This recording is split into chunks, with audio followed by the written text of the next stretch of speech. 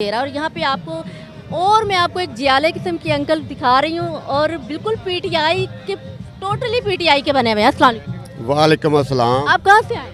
Defence गाजी road तो आया जी। आपका नाम? मेरा नाम जुल्फकार अली चबारिया। अच्छा, तो आपको खान से कितना प्यार है? मैं इंशाल्लाह इन्ना को प्यार है कि मैं जरा ना अपना तन मन वार सकना। मैं पाकिस्तानी कौम नू एक पैगाम देना चाहना, जिन्हों ने मेरे प्यारे पाकिस्तान नू लुटिया ते बर्बाद किया। मैं उन्होंने वार्निंग देना चाहना, ये बाजी खून की बाजी है, ये बाजी खून की बाजी है, ये बाजी तुम ही हारोगे। हर घर से इमरान खान निकलेगा और तुसी कितनों को गोली मारोगे।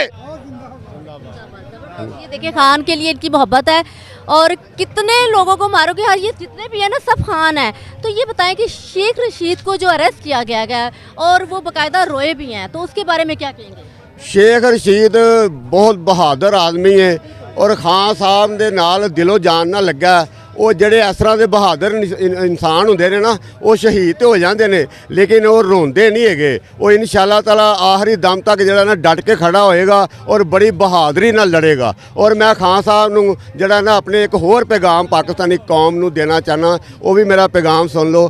खान साहब, तुहाडी हमायत वास्ते ओए असी सिर धड़ दी बाजी ला लांगे, ओए असी खून दे आखिरी कतरे तक लड़ांगे।